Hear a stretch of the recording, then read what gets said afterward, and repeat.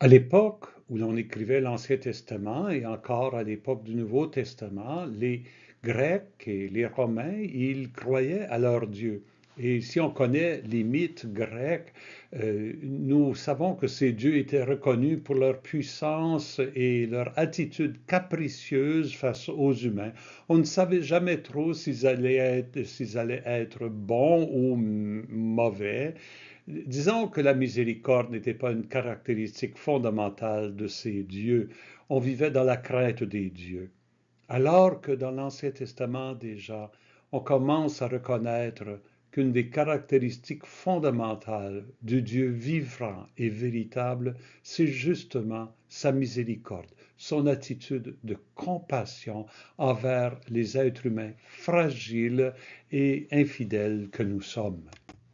Un exemple de cette reconnaissance de la miséricorde de Dieu se trouve dans le livre du prophète Daniel. Il nous présente une scène où le peuple rassemblé vit un moment très difficile de son histoire, implore le secours de Dieu, mais reconnaît qu'il n'a pas droit, on pourrait dire, à ce secours. Le peuple a été infidèle. Le peuple s'est détourné de Dieu. Pourquoi Dieu viendrait-il à leur aide?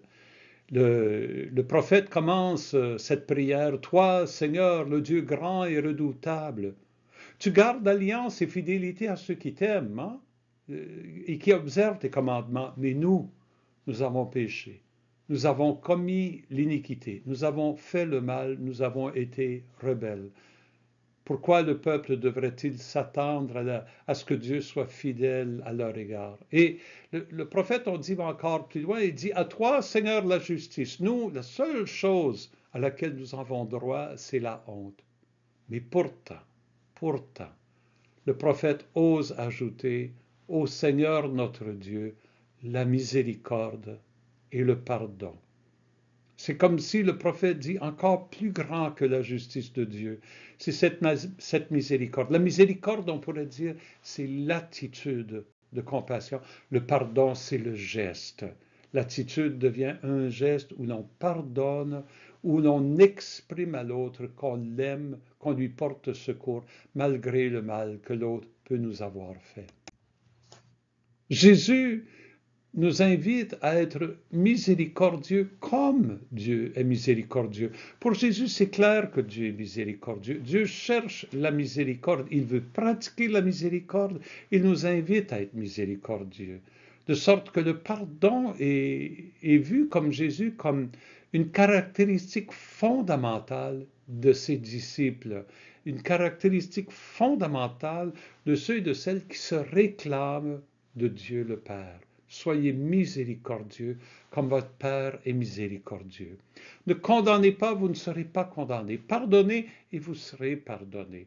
C'est comme si Jésus dit, pour entrer dans le pardon de Dieu, il faut que nous aussi nous fassions preuve de pardon pour les autres. C'est comme si la miséricorde, c'est une danse où nous sommes invités, une danse de groupe, on pourrait dire, nous sommes invités à prendre notre part en recevant la miséricorde de Dieu et en la remettant aux autres. Parfois, mes amis, pardonner n'est pas facile humainement. Quelqu'un peut nous avoir blessés profondément au point où le pardon est presque impossible. Au niveau des barrières psychologiques au pardon sont trop grandes. À ce moment-là, je me dis que ce qu'il faut faire, c'est simplement remettre à Dieu le pardon qu'on ne peut pas donner nous-mêmes. Demander au Seigneur de s'occuper du bien-être de l'autre et au moins ne pas chercher à se venger. Pour nous, à ce moment-là, pardonner, ça veut dire ne pas chercher le mal de l'autre. Et Jésus finit avec cette belle phrase, la mesure dont vous vous servez pour les autres servira aussi de mesure pour vous. Si nous sommes miséricordieux, si nous sommes compatissants comme Dieu est compatissant, nous connaîtrons cette compassion au centuple. La phrase du psaume d'aujourd'hui que j'ai choisi, psaume 78, le verset 9, délivre-nous, efface nos fautes pour la cause de ton nom, ouvrons-nous à la miséricorde de Dieu, en reconnaissant que nous ne la méritons pas, mais que Dieu est prêt à nous la donner. Délivre-nous, efface nos fautes pour la cause de ton nom.